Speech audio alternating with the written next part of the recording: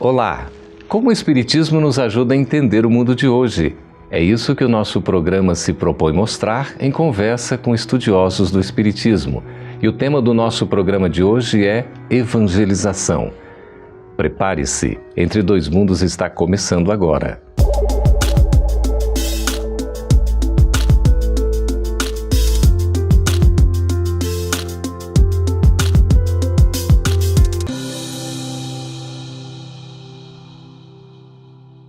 A evangelização do ser humano, notadamente da criança e do jovem, é a base para a transformação da humanidade. Será que nós estamos realizando um trabalho de evangelização que possa enfrentar os desafios do mundo atual? Para conversar sobre esse assunto tão interessante e desafiador, estamos recebendo aqui nos estúdios da FEB TV em Brasília, Cássio Mantuil. Seja muito bem-vindo, Cássio. Obrigado. E também Cristiane Ajus. Seja bem-vinda, Cris. Obrigada. Olha só, nós temos esse tema, vocês que têm experiência, trabalham com a evangelização da criança e do jovem, você trabalha na Federação Espírita do Distrito Federal. Exatamente. Pois é, e você trabalha na FEB, não é, Cristiane? Pois é, como é que a gente pode definir a evangelização espírita? Para mim, evangelizar é você apresentar Jesus, né, que é nosso guia e modelo, para o público, né, para as pessoas, e em especial para o jovem e a criança, que eles têm contato com isso. A base do trabalho da evangelização, Cristiane, é o Evangelho, então? O Evangelho de Jesus, à luz da doutrina espírita, né? Sempre nosso modelo é o Mestre Jesus. Mas a gente também é amparado pelo Evangelho, né, segundo o Espiritismo, e toda a base doutrinária, né, que são subsídios para as nossas aulas de evangelização. A gente vem enfrentando, assim, muitos desafios na atualidade. Como é que a gente lida com essa situação que até nos tempos atuais tem chamado assim de líquidos, não é? Até pela teoria do sociólogo polonês Zygmunt Bauman. Como trabalhar com essas coisas tão líquidas que são passageiras temporárias em contraponto com a evangelização que pretende fazer um trabalho permanente? A doutrina espírita acho que apresenta que nós somos seres imortais.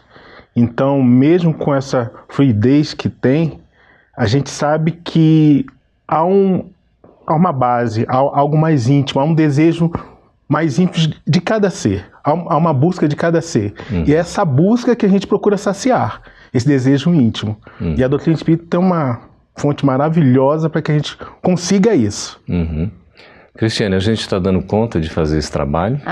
Damos sim, com certeza a gente dá. Claro que tem sempre as suas peculiaridades, né? Hoje em dia são muitas teorias, muitos conceitos, mas dentro da sala da evangelização, você evangelizador, é capaz de sentir o seu público. Você sente as suas crianças, você sente os seus jovens. E com isso, você sabe o que você pode ir trabalhando, os conceitos da moral cristã, você sabe como você pode ir trazendo esses conceitos para dentro dos coraçõezinhos dessas crianças e desses jovens. Então, ainda que a gente viva num mundo aí, totalmente atribulado, com muitos conceitos diferentes, em sala a gente sente como que a gente vai lidando com isso e os jovens e as crianças, eles vão assimilando, sim. Hoje essas crianças, né, Cássio, vêm já assim com uma preparação diferente, não é? Bem.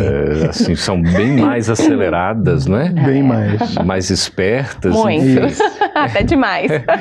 Mas acho até porque os pais também são muito acelerados, né? É decorrência disso. Sim. E na evangelização, no trabalho em si, como é que é esse processo diante, digamos, dessa efervescência informacional toda que a gente vive? Olha, eu acho que você falou um ponto muito interessante. Isso tem que ser começado bem antes. E aí começa nos bebês. Antes de reencarnar, já há o trabalho de evangelização. E hoje a evangelização de bebês é um fato. Né? É a necessidade de mostrar para os pais que esses seres, né? Reencarnantes, vêm com muita sede. Nós sabemos que são espíritos sedentos, com muito conhecimento, mas que precisam ser trabalhados na parte moral. Precisa de evangelização. Precisam. Para quando não chegar na juventude, que é a época da ebulição, né? Da explosão, não seja realmente uma grande explosão, né? Minimize um pouco, né? A evangelização na criança, eu sinto que ela é a base. É claro que se você tiver a oportunidade de começar na juventude ou até na vida adulta, nunca é tarde, né? Mas quando você evangeliza um ser ainda na tenra idade, você sente que o seu desenvolvimento moral, ele é diferenciado ao longo da sua vida. Pois é, o período da infância é mais propício, Cristiane? Eu acho que sim. É um coração que ainda está ali, que a gente consegue dilapidar. Então é um coração ainda... Como vocês estão falando, hoje não são apresentados espíritos mais ansiosos, né, assim, em busca do conhecimento, e a gente percebe isso desde muito pequenininhos. Talvez no maternalzinho mesmo a gente já tenha essa experiência, com perguntas que a gente às vezes fala, nossa, como é que eu vou explicar? Se surpreende. Isso para um ser ainda tão pequeno, mas quando a gente vê, eles compreendem sim o evangelho. E quando você trabalha a evangelização ainda de pequenininho, você sente que à medida que eles vão crescendo, eles vão se desenvolvendo de uma forma melhor. O conhecimento, ele não se perde. A evangelização consegue, Cássio, trabalhar as diferenças? Consegue. Respeitando, né? Acho que o respeito é o começo de tudo. Respeitar que cada um tem seu tempo, cada um tem seu momento. Cada ser é um ser diferenciado, vem numa família diferenciada, com pais diferenciados, que estão ali tudo em prol da evolução de todos, né? Porque os pais também estão nesse processo, estão evangelizando, sendo evangelizados, nós que cuidamos, né? Nós estamos sendo evangelizados no momento que você cuida, e saber que não é para ter pressa. A semente a gente joga agora e ela vai frutificar, talvez nessa vida, talvez em outra, mas a semente está lá. A gente pode entender o papel do evangelizador com uma conotação de professor ou não? Olha, eu acredito que sim, porque o evangelizador, ele também passa a disciplina, ele também ensina como professor. Mas a gente tem que ver também que nós não somos pedagogos, especialistas na área da educação, né? Nós temos amor, temos vontade, disposição. Só que as coisas elas se misturam, porque quando você está ensinando como um professor, automaticamente vem a disciplina, esses conceitos, né? Mas é diferente, porque é uma troca, né? É uma troca. O evangelizador, ele também é evangelizado, como o Cássio está falando, em sala. Então é uma troca maravilhosa, assim, é uma experiência diferente. É um trabalho transformador, né, Cássio? Então transformador. Que exige muita paciência, né? E o termo, né, que até é novo agora, é facilitador, né? Facilitador. Facilitar o acesso, né? A gente não é senhor de nada, a gente está facilitando para que eles tenham mais compreensão. Isso. Muitos espíritos, eles às vezes sabem mais do que nós, né? A gente percebe isso nessa galera aí reencarnante aí.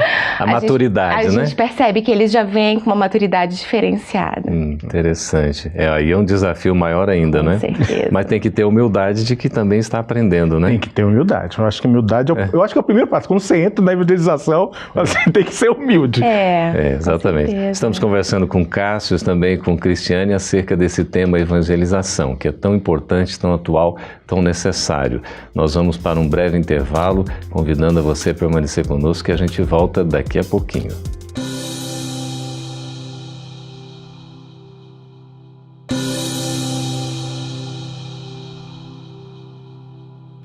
Estamos de volta com o programa Entre Dois Mundos, conversando a respeito da evangelização. São grandes desafios, não é? Cristiane Ajus, Cássio Vantuil.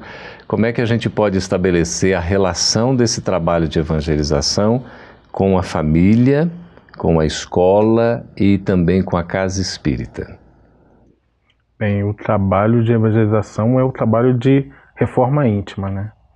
E que não importa nenhuma idade, não importa a sua religião, isso não importa. Acho que se melhorar, acho que é uma proposta para todos. Não importa. Independentemente da idade. Exatamente. Quando a gente fala em evangelização, está falando da criança, do jovem e também do adulto, Com né? certeza, né? A evangelização é trazer o evangelho de Jesus, né? É trazer a boa nova. E isso não tem idade, né? A oportunidade de você ter o conhecimento de Jesus. O tempo todo nós estamos sendo evangelizados? Se você quiser, sim, né?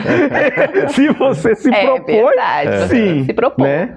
Porque a dor também serve para evangelizar, né? Sim. Mas É um dos caminhos, né? É um dos caminhos, mas você tem que aceitá-la também, né? Para ser mais rápido, para ser mais tranquilo. A resignação, né? A resignação. A aceitação do coração. Exato. E a família, como é que fica assim a relação, né, daquele jovem ou daquela criança, ou mesmo do adulto ali que está nesse trabalho de evangelização, a relação entre os parentes, os familiares, como é que é isso? A família, eu acho que ela é a porta de tudo, né? Tudo se começa na família. Então, se você tem uma boa base familiar, com certeza você vai ter uma criança e um jovem muito mais equilibrado, independentemente da evangelização. A gente não pode transportar para a evangelização o papel da família, que é o papel da educação, né? São coisas que se complementam. É muito importante que a família, inclusive, ela saiba o que o seu filho, a sua filha, né, estão fazendo na sala de evangelização, o conteúdo que está sendo aprendido, para que ele possa ser estendido dentro de casa, né, no evangelho no lar, num simples diálogo entre os pais, com os filhos. É muito importante, inclusive, esse diálogo família com o evangelizador, com a casa espírita ou qualquer outra instituição que se proponha a fazer esse papel de evangelizar, né? É todo um arcabouço que deve ser seguido em conjunto, né? Não pode ser separado. A família não pode passar esse papel da educação moral cristã apenas para evangelização, né? Outros estudos, cursos da Casa Espírita, como o próprio estudo sistematizado, né? Estudo aprofundado, o estudo das obras básicas, fundamentais do Espiritismo, a gente poderia também entender de uma maneira mais ampla como sendo um processo de evangelização, Cássio? Acho que tudo é esse grande processo. Só muda de nome. Eu acho que, e a forma que você aborda, que você chega, a sede de conhecimento de cada um, só muda de nome. Eu acho que evangelizar é a meta, né? Como diz a nossa música, o tema da nossa evangelização. Da campanha. É a nossa meta. E no caso das religiões também, a gente pode dizer, Cristiane, que as religiões também trabalham essa questão da evangelização? Com certeza. A evangelização, ela não é privilégio da doutrina espírita, né? Evangelizar é você passar para o outro os ensinamentos cristãos, né? A moral. Nós aqui na Federação Espírita, a gente faz esse trabalho voltado à luz da doutrina espírita. Mas o catolicismo, os evangélicos, cada um com seus conceitos, eles também estão evangelizando, né? Disseminando o amor, espalhando o amor para os corações. A crença em Deus, né? O amor a Deus, amor ao próximo, amor a si, que acho que não há religião que não respeite isso, né? E que é tão importante, né? Ainda mais atualmente, com tantos conflitos, com tantas ideias, até às vezes imputadas a Deus, né? Esses terrorismos, esses conceitos tão complexos de se trabalhar. Então tudo isso é importante, é muito importante que as religiões elas se unam mesmo em prol do amor, né? Da gente ter mais respeito ao nosso próximo, ao nosso semelhante, independentemente da crença, né? Conseguir constituir uma sociedade mais justa, fraterna, né? Solidária. Claro. Eu estava pensando aqui, a evangelização é um ato de amor, não é? Totalmente. De doação, né? Doação completa. E baseado todo no Evangelho de Jesus. Com certeza. Baseado no Evangelho de Jesus. É o nosso guia, né? E o Espiritismo consegue destrinchar, né? Eu passei a entender muito mais Jesus quando me tornei espírita, né? Porque o Espiritismo te permite essa verdade, né? Enxerga tudo com muita verdade, sinceridade. Abre nossos olhos, nossa mente. Cássio e Cristiane, a gente sabe que um dos maiores enfrentamentos que a gente tem não é com o exterior. As principais batalhas e os principais inimigos que a gente tem que vencer estão dentro de nós mesmos, somos nós mesmos, não é? Como é que fica a evangelização frente à necessidade de nós superarmos ainda desejos e paixões desequilibradas, tentações ainda que possam nos levar, né, a vícios? Como é que é esse desafio, afinal de contas? Eu acho que a evangelização, ela é essencial nesse papel do despertamento. É a luz que se acende no momento em que você está passando por aquele conflito, principalmente para o jovem, que vive tantos conflitos, tantas, né, emoções hormonais, e aquela luzinha, aquela voz do seu evangelizador naquele momento de conflito, opa, não faça assim. Né? Então é muito importante mesmo esse direcionamento para o bem, porque a gente sabe que o sentimento de Deus, ele é inato, né? Mas a gente sabe também que é muito importante que ele seja trabalhado ao longo da nossa existência, para justamente nos momentos difíceis a gente lembrar quantas vezes eu posso falar por mim, na minha condição de evangelizanda, e quando passei pela fase da adolescência, quantas vezes o meu evangelizador vinha aqui, eu falo, tem toda a razão, peraí, não é bem assim, para que a revolta, né, para que esses, né, então assim, é muito importante esses conceitos que são trazidos pelo evangelizador. Como a base religiosa faz uma diferença, não é?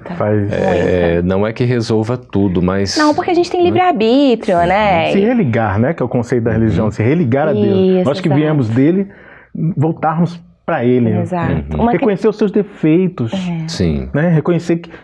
Como você vai melhorar se você não reconhece o que você tem para melhorar? Esse é o primeiro passo, A gente não pode generalizar, mas certamente aquele que cresce num seio religioso, certamente ele enfrenta as adversidades da vida com mais clareza, com mais resignação. Ele se cobra mais também, Cristiane? Cobra. Eu acredito que cobra porque quanto mais lhe é dado, mais lhe será cobrado, né? Então você sabe que você tem a consciência do que você está fazendo. E o nosso íntimo, a nossa consciência é a nossa maior cobradora, né? Ela sabe bem aonde é que a gente está errando. A lei de Deus, né? Dentro da gente. E como trabalhar a paz íntima diante dessas cobranças todas? Como trabalhar a paz íntima. A paz. Paz é Jesus, humildade, né? Temos que ser humildes, é verdade. Mas eu acho que Jesus quem tem o evangelho de Jesus no coração, mesmo diante das adversidades, das atribulações, e mesmo diante de tanta cobrança, né, de que nós temos que ser corretos, temos que ser bons, justos, eu acho que a gente tem um guia que basta a gente consultá-lo. É o nosso roteiro. Exato, os problemas são resolvidos. Estamos conversando com Cristiane e com Cássio a respeito de evangelização, a importância desse trabalho. A gente vai para um breve intervalo e volta já respondendo as suas perguntas sobre o assunto. Aguente e a gente volta daqui a pouquinho.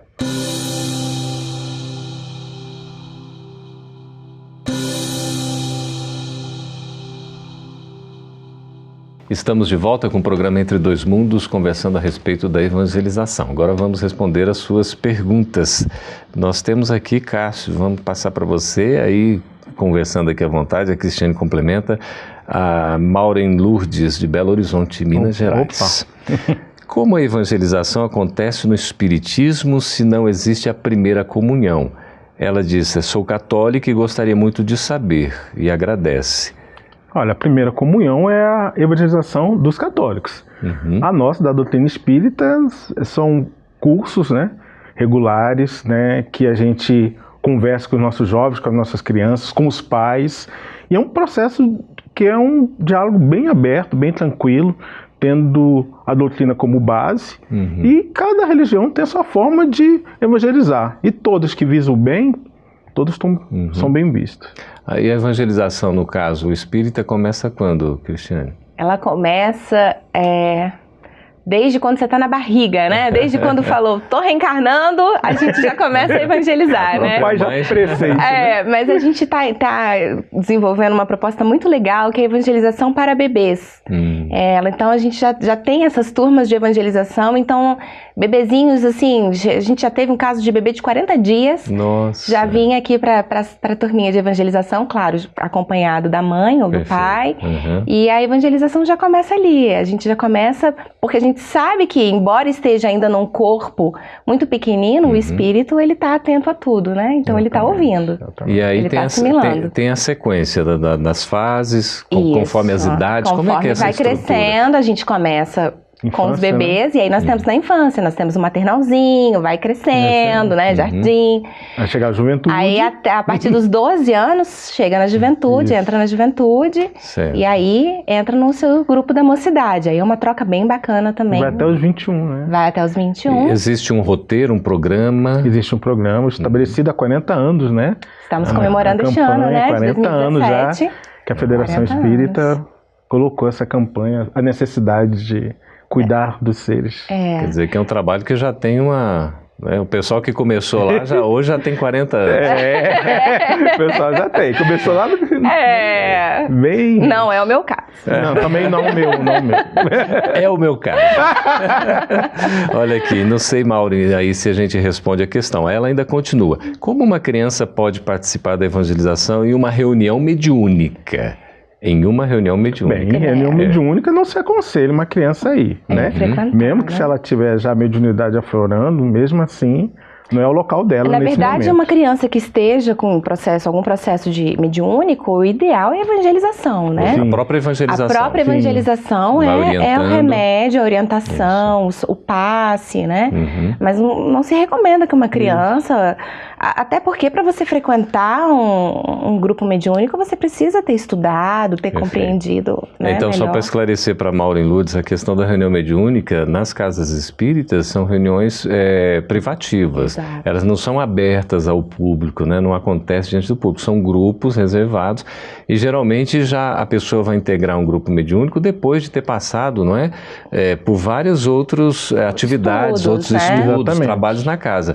E já está fazendo outros trabalhos também para depois integrar a reunião mediúnica. Exatamente. No caso da criança, então, não é recomendável ela estar frequentando uma reunião mediúnica. Ela vai ter todo esse trabalho de assistência, de proteção na própria evangelização. Exatamente. Não é isso?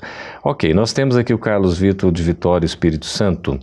É uma pergunta, assim, bem interessante. Qual deverá ser a atitude de um evangelizador ao deparar-se com um jovem com tendências homossexuais? Olha, eu não vejo nenhuma distinção que deva ser feita a esse jovem. Ele vai ser tratado com o mesmo amor, né? O evangelho vai ser disseminado a ele da mesma forma e não vejo diferenças. Não sei por que ter diferenças entre um homossexual e um heterossexual. Acho que o nosso exemplo é o Cristo. Cristo Exato. recebia todos, a todas, da Nunca mesma discriminou, forma. né? Nunca discriminou. Não tem porquê. Ele era discriminado por essas atitudes, né? Então, acho que é receber e colocar junto, né? Trazer pra Próximo. junto. É uma postura de Auxiliá-los inclusão, né? caso ele Isso. tenha algum conflito ainda, né? Esteja ainda mais na juventude, que é tão natural esses Perfeito. conflitos. Tentar trazer ele para, né, para junto dos colegas.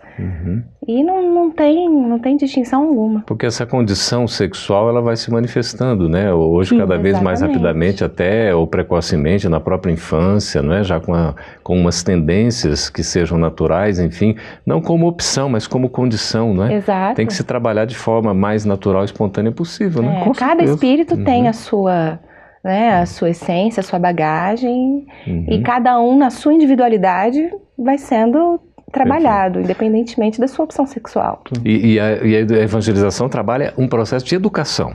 De educação dessa moral. Educação moral. educação dessa sexualidade e educação moral, né?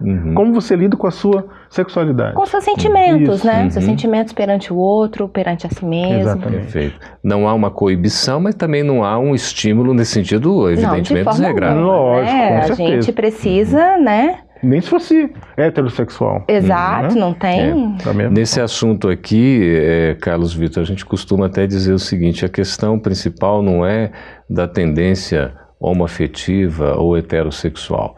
A grande dificuldade, problema que existe, está na promiscuidade. Ah, Exatamente. com certeza. E isso independe, né? Depende de idade. E independe depende. da opção sexual, se você é homossexual ou heterossexual. O que você ensina é a educação sexual, Isso. né? É o respeito a si mesmo e o respeito ao teu semelhante, né? Perfeito. Ok, Maria de Fátima de Campinas, em São Paulo. Não é bem uma pergunta, ela faz aqui uma colocação para nós refletirmos. Eu coloquei meus filhos para estudar nas melhores escolas particulares, mas não preocupei em educar o lado emocional e sentimental deles. acredito que a evangelização teria ajudado a fazer com que eles enxergassem mais o som do coração deles.